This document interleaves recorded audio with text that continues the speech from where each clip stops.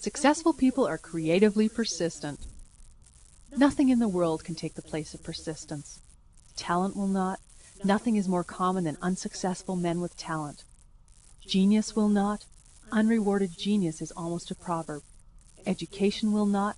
The world is full of educated failures. Persistence and determination alone are omnipotent. Calvin Coolidge said that in the 1920s, but it's as true today as it was then. Those who succeed in life don't let mistakes or failures stop them. They keep going. They try again and again and again if necessary until they succeed. A man named Walter Block, who's now a respected professor of economics at an American university, told me that it took him 500 attempts before he was able to get a publisher to agree to publish his first book. You heard that correctly.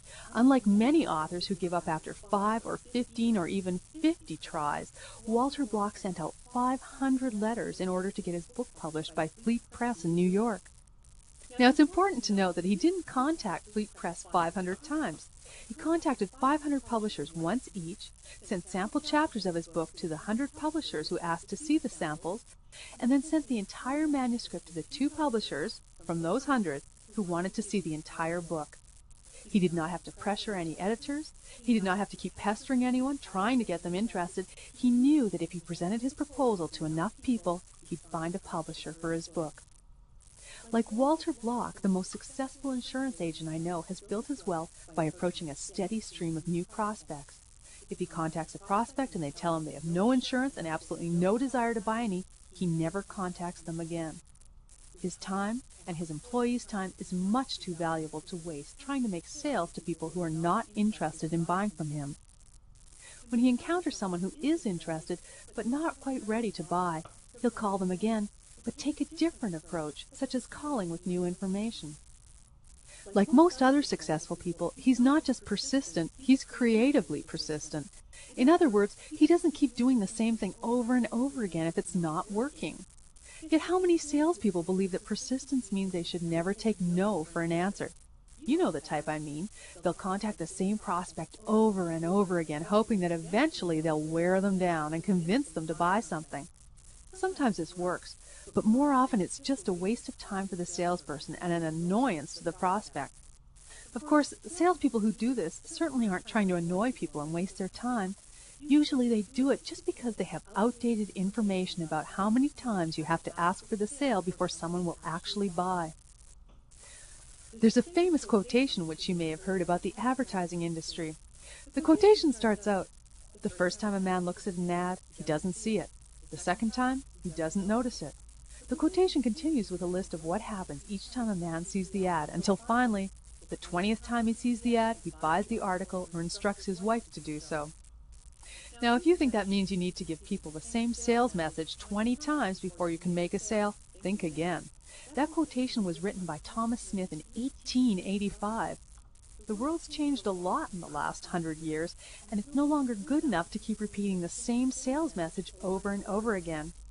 I'm sure you've noticed how often McDonald's and Pepsi change their advertising. I've appeared on more than 100 radio and TV phone-in shows, and I've heard from many people who want to solve a problem in their business or relationship. More often than not, the problem's caused by repeating patterns of behavior that do not work. So my advice usually boils down to 3 simple words: do something different. I remember getting a call from a business owner who said she was upset because the editor of her local newspaper kept ignoring her press releases. For the previous 6 months, she'd been sending a press release to the editor every month to announce her business. And every month her press release had been ignored, even though the newspaper ran several stories about similar businesses in other cities. She was feeling frustrated and angry, but said she hoped that if the editor heard from her often enough, he wouldn't be able to keep ignoring her. Now, this woman was perfectly normal, but her behavior was not sane. That may sound harsh, but insanity has been defined as repeating an action over and over again and expecting a different result. The only way to get different results is to do something different. I told this woman what we had done when we faced a similar problem trying to get publicity for one of our seminars. We'd made several different approaches to the lifestyle editor with no response. So we contacted one of the lifestyle writers, that's right, someone underneath the editor, and invited the writer to attend our seminar. The result of our creative approach was a full-page, full-color feature story published on the front page of the newspaper's lifestyle section just a few weeks later. This free advertising resulted in hundreds of registrations in our next few seminars. If we'd persisted in contacting the lifestyle editor, we'd probably still be waiting and hoping for a story.